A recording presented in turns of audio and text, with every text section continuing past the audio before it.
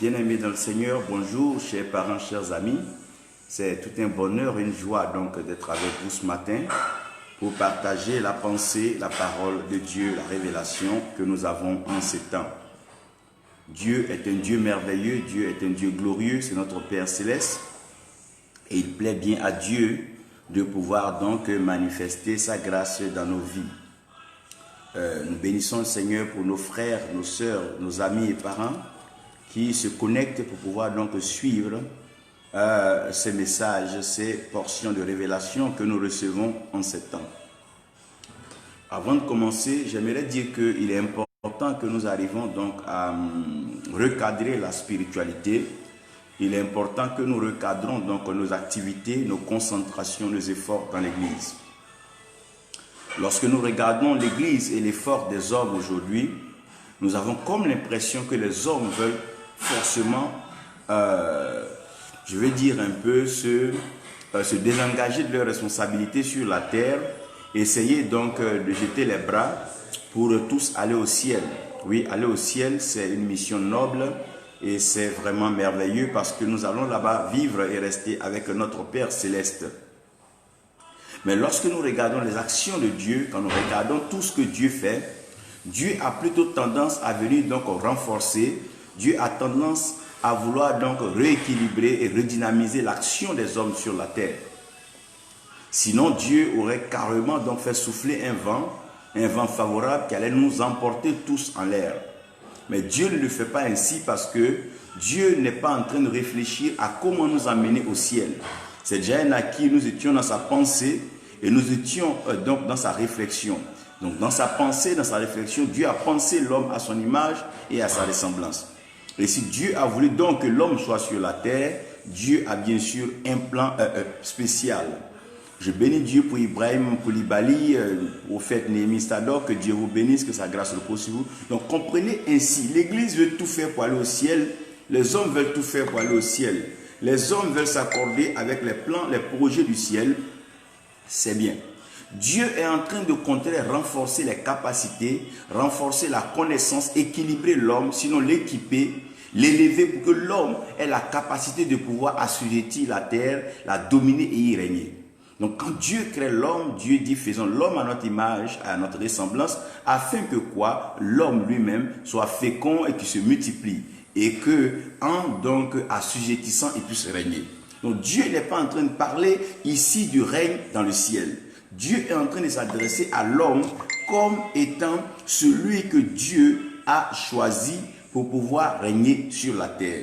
Donc l'homme ne peut pas se dérober de cette mission, l'homme ne peut pas se désengager de cette mission pour aller donc chercher à régner au ciel. C'est une fuite en avant et je pense que c'est une incompréhension de la parole de Dieu. La preuve, quand le Seigneur va, il ramène le Saint-Esprit sur la terre parce que le travail, la mission à accomplir, c'est sur la terre. Nous devons accomplir une mission assez formidable et fondamentale sur la terre. Donc, pour pouvoir comprendre aussi la vie sur terre, il faut savoir que la vie sur terre est régie par des liquides. Donc, Genèse 1, lorsque vous commencez à aller regarder vers le verset 5, verset 6, vous allez voir que lorsque Dieu a commencé à créer, la terre était informe vide. Donc le fait que la terre soit en forme vide veut dire que la terre n'était pas manifeste, la terre n'était pas révélée, mais il y avait l'Esprit de Dieu qui se mouvait à la surface des eaux. Donc nous regardons que l'Esprit de Dieu à la création traite avec les eaux, mais ne traite pas avec la terre. Pourquoi? Parce que la terre se trouve maintenant cachée sous les eaux.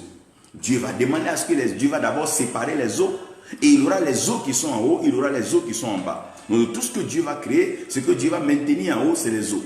Il va maintenir les eaux en haut, il va maintenir les eaux en bas. Donc, après que Dieu ait maintenant maintenu les eaux en haut et les eaux en bas, que Dieu bénisse Wilfrid Ngota, prophète, Dorothée Virginie, que Dieu vous bénisse. Donc quand Dieu va finir cela, Dieu va demander aux eaux qui sont en bas maintenant de se retirer. Donc les eaux qui sont en bas vont se retirer et quand ces eaux vont se retirer, il va apparaître le sec.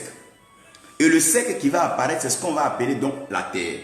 Donc la terre maintenant sort parce que les eaux se sont retirées. En d'autres termes, c'est quand les liquides se sont retirés que la terre, donc le sec est paru.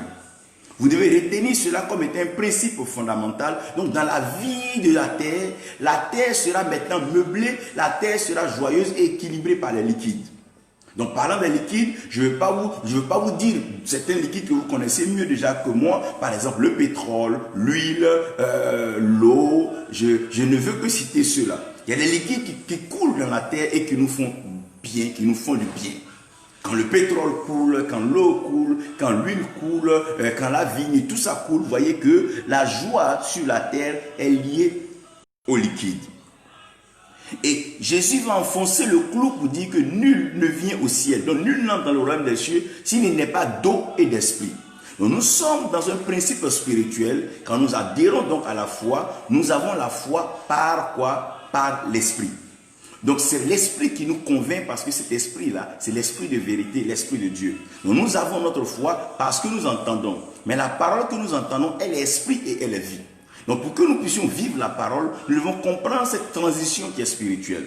Mais pour pouvoir entrer dans le ciel, il faut naître d'eau et donc d'esprit.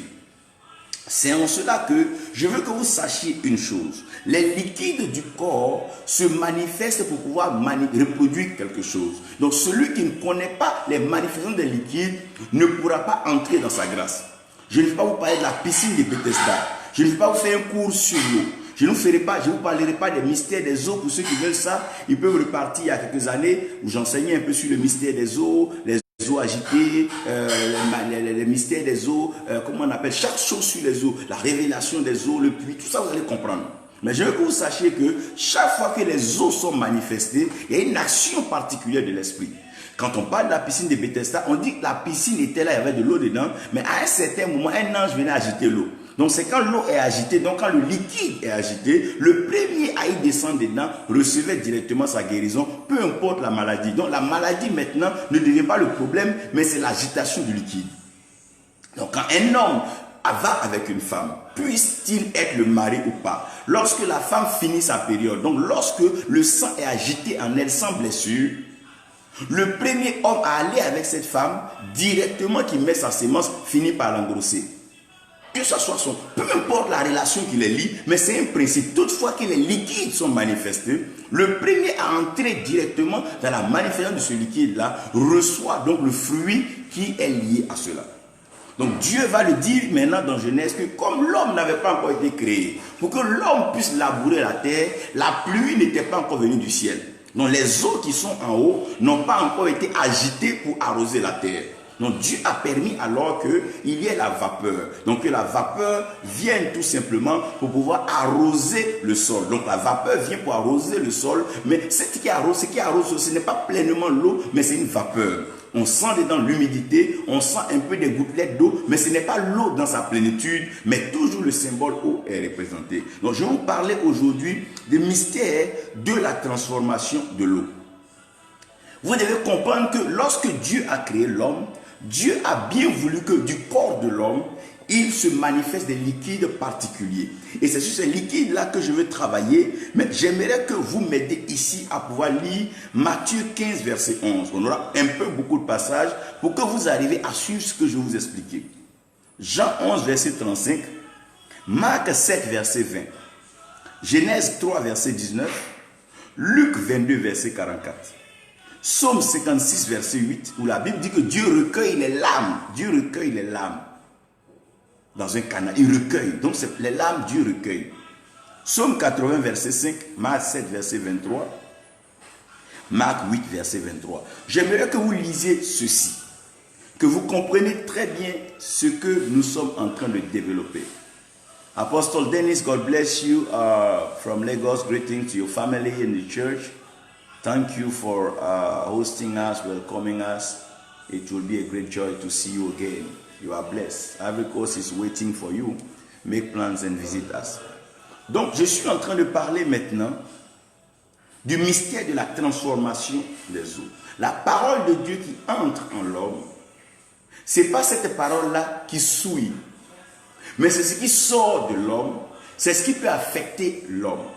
En d'autres termes, ce n'est pas l'action souvent qui est le gros problème, mais c'est la réaction qui est le vrai problème. Ce n'est pas manger le fruit en lui-même qui devient le problème, mais c'est la réaction. Après avoir mangé ce fruit, qu'est-ce que cela devient? Par exemple, boire un poison n'est pas un problème, c'est tout un liquide. Mais c'est la réaction, les conséquences maintenant qui vont représenter le problème. Prendre un médicament n'est pas un problème, mais c'est la réaction. Qu'est-ce que cela devient après? Donc, le but de la spiritualité n'est pas de lever les mains, n'est pas de crier, n'est pas de chanter, mais qu'est-ce que cela devient après? Donc, Dieu est en train de placer sur terre la manifestation de sa parole, parce qu'au commencement était la parole, c'est vrai, la parole était Dieu et elle était avec Dieu. Mais cette parole-là a été faite chair et elle a habité parmi les hommes. Donc cette parole n'est pas restée au ciel, elle est venue habiter parmi les hommes. Donc cette parole devait être manifeste sur la terre des hommes. Donc ça veut dire que l'homme doit pouvoir comprendre maintenant pourquoi Dieu a gardé les eaux en haut. Donc je ne ferai pas un cours sur le mystère des eaux comme je dis, mais je parlerai du mystère de la transformation des eaux. Donc, en parlant du mystère de la transformation des eaux, j'aimerais que vous regardiez déjà que nous avons tous soif. Quelle que soit la personne, pauvre comme riche, grand comme petit, esclave comme libre, nous avons quelque chose en commun, nous avons tous soif. Un homme ne peut pas passer des journées sans s'abreuver. Ce n'est pas possible. Il finira par mourir sans maladie.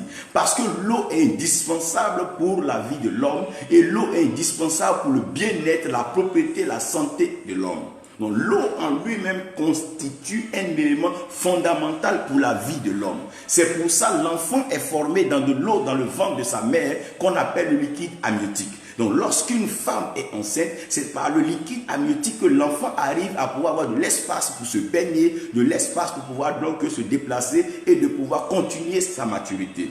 Si nous ne connaissons pas donc cela, vous allez vous rendre compte que tout ce que vous voyez sur la terre ont soif. Et quand tu vas dans un village ou dans un lieu, la première chose qu'on te présentera, c'est de l'eau.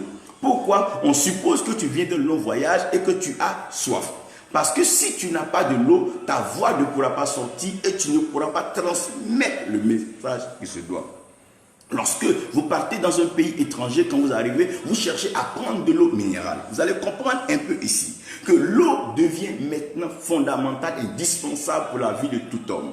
Vous construisez une maison, soit-elle un château ou une cabane. Ce que vous n'allez pas manquer de mettre dans cette maison, c'est des installations d'eau. Pourquoi? Parce que l'eau devient l'élément par lequel l'homme va vivre. Donc la vie de l'homme sera liée à l'eau et l'homme va dépendre purement de l'eau. Donc l'eau va déterminer les richesses et l'eau va déterminer les trésors de la terre. Donc l'abondance, la production de la terre, la végétation, le relief, les animaux, tout cela est lié à l'eau. S'il n'y a plus d'eau sur la terre, on ne parlerait même plus de désert, on parlera de sécheresse, on parlera de mort anticipée. Les animaux ne pourront plus s'abreuver, les hommes ne pourront plus s'abreuver et nulle personne ne pourra s'abreuver. C'est pour ça, Élie dit, vous allez comprendre ce que je suis en train de vous dire, je ferme le ciel pour ne pas qu'il y ait de pluie. Il n'a pas dit ferme le ciel pour ne pas que Dieu vienne, il n'a pas dit ferme le ciel pour ne pas qu'il y ait des prières, il dit ferme le ciel pour ne pas qu'il y ait des pluies. S'il n'y a pas de pluie, tout le monde va finir par mourir de soif. Oh la soif, nous avons soif frère, nous avons tous soif. Mon frère, tu as soif, ma soeur, tu as soif, moi aussi j'ai soif. Nous avons tous soif et nous avons donc besoin de pouvoir nous désaltérer, nous avons besoin de pouvoir nous abreuver. Regardez bien ce qui fait la beauté des cérémonies, c'est la façon dont le service, le cocktail est bien mis et avec le breuvage. Nous devons pouvoir nous abreuver, nous devons pouvoir donc étancher notre soif. Le Seigneur dit que celui qui a soif vienne à lui. Il ne parle pas d'abord de celui qui a faim. Il dit que celui qui a soif vienne à lui. Parce que chacun a une soif quelque part. Une soif spirituelle, une soif dans l'âme et une soif matérielle. Il y a toujours une soif qui amène l'homme vers Dieu. Père, si tu nous vois dans ta présence, c'est parce que nous avons soif. Nos nations ont soif. Nous-mêmes, nous avons soif. Nos enfants ont soif. Nos petits-enfants auront soif. Oh, ne nous retire jamais ta parole. Car ta parole nous abreuve. Et toutefois que le Seigneur Jésus s'est trouvé dans une situation, il a demandé à ce qu'on repère l'eau parce qu'il avait constamment une soif. Regardez lui-même dans sa vie, lorsqu'il se retrouve au puits de Jacob, il dit à la femme qu'il a soif et qu'il veut de l'eau. Lorsqu'il va se trouver à la croix, il va leur demander de lui donner de l'eau parce qu'il a soif. Donc il y a une chose que le Seigneur va manifester, c'est la soif. Lorsqu'il devait passer la scène avec ses disciples, il a dit, si vous rentrez dans la ville, ne cherchez pas de boulangerie, ne cherchez pas de grands hôtels, mais si vous voyez un homme qui porte une cruche d'eau, s'il y a de l'eau dedans, suivez-le parce que nous avons soif. Oh, la nation a soif, la terre a soif, la terre tout entière a soif, les serviteurs ont soif, les leaders ont soif, les enfants ont soif, l'ouvrier, tout le monde a soif. Oh terre, pourquoi? Parce que si la terre est sèche, la terre est déserte, rien ne peut reproduire, rien ne peut donner. Vous allez comprendre que les capitales et les cités les plus riches sont placées là où il y a l'eau, où il y a la mer. Parce que là où il y a l'eau, il y a l'abondance de vie, et il y a le bonheur et il y a la joie. Parce que là où il y a l'eau, le vent souffle. À la création, l'Esprit de Dieu, oh mon Dieu, soufflait. En d'autres termes, se mouvait à la surface des eaux. Ne nous amusez pas avec le mystère de la soif. Quand quelqu'un a soif, il devient difficile. Même quand tu as soif, tu perds l'appétit. Quand tu as soif, tu commences à voir ton corps sécher. Quand tu as soif, tu commences à sentir ton corps dépérir. C'est pour ça que vous voyez quand quelqu'un devient malade, ce que les esprits veulent tirer de lui, les démons, c'est percer pour que l'eau puisse sortir. Et quand l'eau commence à sortir de lui, la personne commence à sécher jusqu'à mourir. Lorsqu'il n'y a pas d'eau, il n'y a pas d'épanouissement. Les micro-organismes ne peuvent pas s'épanouir. Faites attention parce que l'eau est merveilleuse. Donc quand Dieu veut amener l'homme à une dimension de grands besoins, Dieu envoie l'homme dans un désert. Quand on parle d'un désert, ne voyez pas seulement un lieu où il n'y a pas d'arbres, il n'y a pas de maison, il n'y a pas d'habitants. Ce n'est pas cette notion que Dieu veut que nous retenions du désert, mais Dieu parle du désert comme étant un lieu où il n'y a pas d'eau. Souvenez-vous bien, lorsque Agar partait de la maison à Ishmaël, Dieu a permis que Abraham leur donne du pain avec une goutte d'eau. Mais lorsqu'ils sont partis dans le désert, Agar n'a jamais regretté d'avoir perdu Abraham. Non, non. Ishmaël était tout enfant, il ne savait même pas ce qu'il perdait. Mais regardez ce qui va être juteux. À un certain moment, l'enfant va avoir soif. Donc Ismaël n'a pas crié dans le désert parce qu'il avait faim. Il n'a pas crié dans le désert parce qu'Abraham ne lui avait pas donné l'argent ou Abraham n'avait pas donné sa part d'héritage. Ce n'était pas le problème. Mais Ismaël va pousser un cri parce que quoi? Il va avoir soif. Et Dieu sera obligé d'intervenir. Lorsque la soif est manifeste, Dieu intervient. Parce que l'esprit a une alliance avec les eaux que l'esprit ne peut jamais s'en défaire. L'esprit marche, l'esprit travaille avec les eaux. L'esprit se meut sur les eaux. L'esprit s'entraîne sur les eaux. L'esprit reconnaît l'action des eaux. Même Jésus-Christ, quand il est né, Dieu n'avait pas dit officiellement que c'était son enfant. Mais le jour où il est descendu dans les eaux du Jourdain, la voix s'est fait entendre du ciel pour dire: celui-ci est mon fils bien-aimé en qui j'ai mis mon affection. Pourquoi Jean attirait l'attention de Dieu et des hommes? Parce que Jean était la voix de celui qui criait dans le désert. Pour crier dans le désert, il faut avoir de l'eau. Parce que dans le désert, tout sèche, tout est soif, tout est asséché, tout est dur, tout est aride. Qui pourra alors arroser mon désert? Dieu parle de la visitation des derniers temps. Il s'adresse aux prophètes, il leur dit, qu'il leur promet la pluie de l'arrière-saison. Dieu parle de cette pluie qui arrivera. Le jour de la Pentecôte, on nous parle du son comme un vent impétueux. On nous parle aussi d'une pluie préparée. Pourquoi? Parce que Dieu travaille avec l'eau. Et celui qui a soif ne peut pas rester tranquille. Lorsqu'un homme a soif, tous les compartiments du corps sont directement touchés. L'esprit est touché, l'âme est touchée, le corps est touché. Parce que la soif est une chose précieuse. Il dit en ce grand moment-là, le dernier, il dit: venez vous tous là, vous qui avez soif. Il dit ceux qui ont soif qu'ils viennent. Il ne parle pas d'autre chose. Il dit ceux qui ont soif. Pourquoi? Parce que c'est l'eau qui a la capacité d'étancher la soif. Tout homme a soif. Qui que tu sois sur cette terre, tu as une soif quelque part.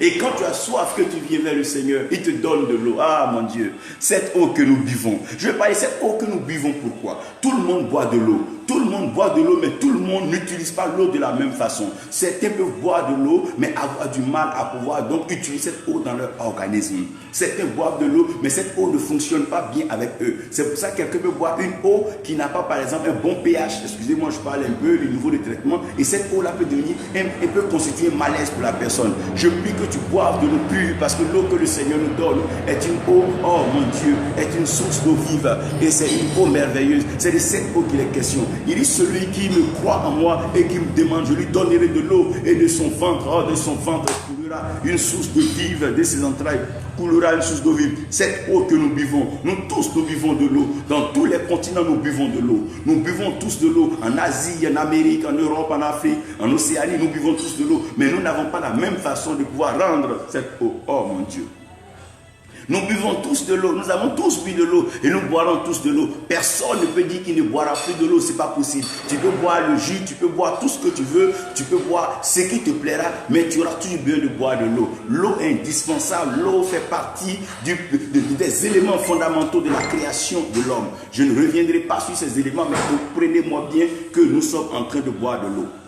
Maintenant, cette eau que nous buvons va se transformer dans notre corps. Regardez un peu les aliments que nous mangeons. Ce ne sont pas les aliments que nous mangeons qui deviennent le problème, mais c'est ce que ces aliments deviennent dans notre corps lorsqu'on les a mangés. Vous devez comprendre que ces aliments que nous mangeons sont partitionnés. On parlera des lipides, des glucides, on parlera des protéines, on parlera des acides aminés ou des sels minéraux, tout ça. Je ne vais pas vous faire là un cours de science. Mais retenez bien ce que je veux dire. Les liquides qui sont dans le corps, l'eau qui rentre dans le corps va se transformer et pour servir de liquide. Et c'est de là maintenant que le message va partir. Je vais vous parler maintenant de ces liquides. Le mystère de la transformation de l'eau. Regardez très bien, personne n'a versé le pétrole dans la terre. Mais si vous partez voir les géologues et les pédologues, ils vont mieux vous expliquer que les eaux qui sont à terre vont commencer, donc les eaux souterraines, les nappes souterraines, vont commencer à être affectées par des roches et des rochers qui, en se frottant, oh mon Dieu, Christ, du ciel, et ces rochers-là vont commencer à déposer une forme d'huile. Et cette huile-là,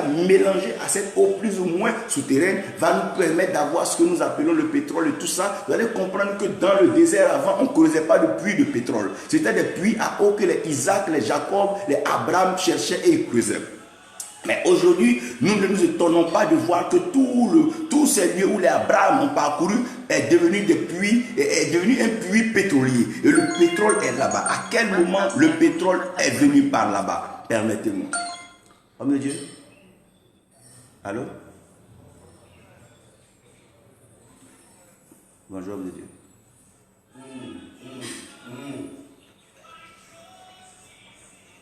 Ok. Il n'y a pas de problème. Il n'y a pas de problème. Donc tu peux venir non à la maison. Je suis en train de faire une vidéo live là, je te parle tout à l'heure. Ok, quand tu vas venir, on va passer le voir. Excusez, je suis en ligne avec notre hôte. Donc, comprenez ainsi que l'eau va se transformer. On parlait avant de l'eau, on parlait de puits à eau, on parle maintenant de puits de pétrole. Suivez-moi très bien. Donc, l'eau que nous buvons va rentrer dans notre organisme et cette eau va se manifester d'une autre façon. Là, je vous ramène maintenant à la réalité de Genèse 3, verset 19. Genèse 3, verset 19, l'homme est mis dans un jardin. Avant que l'homme ne soit créé, il n'y avait pas de pluie. Donc, quand l'homme est venu, la pluie a commencé. Cette pluie qui est arrivée a arrosé l'homme et a arrosé aussi les arbres et les animaux. Les arbres et les animaux ont été arrosés, les arbres ont donné leurs fruits. Et parmi les fruits donnés dans le jardin, Dieu interdit formellement à Adam et à Ève de manger à un fruit particulier. Donc Adam et Ève viennent, ils mangent de ce fruit. Donc si Adam et Ève mangent de ce fruit, la conséquence directe c'est que c'est la mort. Donc Adam et Ève doivent mourir parce qu'ils ont mangé de ce fruit. Et Dieu vient dans le jardin, c'est bien, il est Dieu. Adam lui dit que non, on a entendu ta voix, nous avons eu peur, nous sommes cachés. Il dit, mais qui? Il dit non, parce que nous étions nus. Il dit, qui t'a dit que tu es nu? Donc l'histoire est connue. Mais Dieu, en parlant maintenant à Adam, il dit à Adam, tu es poussière, et tu retourneras à la poussière. Donc il est en train de mettre maintenant un parallèle entre la terre et la poussière. Quand on parle de la poussière, c'est une terre dans laquelle il n'y a plus d'eau. Parce que quand il y a l'eau dans la terre, on appelle pas ça poussière. La poussière, c'est la terre dépourvue d'eau. Mais quand il y a de l'eau dans une terre, on l'appelle boue, on l'appelle argile. C'est pour ça qu'il dit à Jérémie, va à la main du potier et regarde l'argile. Quand on parle d'argile, ce n'est pas de la poussière. Mais la poussière, elle, c'est une terre dépourvue d'eau. Il dit, Adam, tu es terre dépourvue d'eau. Et cette terre dépourvue d'eau sera ce qui restera. Mais si tu veux pouvoir manger, il faut que cette terre-là soit mélangée à de l'eau. Mais comme tu t'es détourné de moi, que je ne t'enverrai plus mon eau, ta tête, parce que le ciel c'est là-bas, Dieu a sa tête, mais toi Adam, tu dois prendre l'eau de ta tête. Donc c'est à la sueur de ton front, il ne dit pas la sueur de ta main, il ne dit pas la sueur de tes pieds, il dit la sueur de ton front. Quand Dieu parle de front, Dieu parle de grâce, Dieu parle de gloire. Parce que la gloire et la grâce est sur le front. Et quand on parle de front, on voit un peu tout ce que la frontanelle cache, l'intellect, l'intelligence, la mémoire et tout ce que nous avons. Donc Dieu est en train de dire à Adam que si tu dois manger, il va falloir maintenant que tu réfléchisses, il va falloir que tu penses, il va falloir que tu transpires. Mais c'est la sueur de ton front qui va te nourrir. Donc ton intelligence, la sagesse, ce que j'aurais mis en toi comme matière, c'est ce qui va te permettre de pouvoir manger. Parce que mon Dieu, la terre c'est mon marchepied aussi, mais mon siège est dans le ciel. Donc le ciel devient comme ma tête. C'est avec ça que je planifie, je pense, c'est comme ça que je t'ai pensé. Maintenant que tu es devenu comme Dieu et que tu as écouté le diable que tu es sur la terre, c'est à la sueur de ton front, Adam, que tu vas manger. Adam, c'est à la sueur de ton front que tu vas manger. Pourquoi? Adam, tu vas manger à la sueur de ton front. Pourquoi? Parce que tout homme a une tête. Et c'est la tête qui est la couronne. C'est pas ta couronne que tu vas manger. C'est à la sueur de ton front. Et Dieu précise bien la sueur de ton front. Et lorsque Dieu parle à Adam de la sueur des fronts d'Adam, il va s'adresser à la femme, il va dire maintenant à la femme, oh mon Dieu, toi tu enfanteras, mais dans la douleur. Quand on parle de douleur, on parle de l'âme. Ce qui exprime la douleur, c'est les larmes. Lorsque c'est douloureux, lorsque ça fait mal, ça fait pleurer.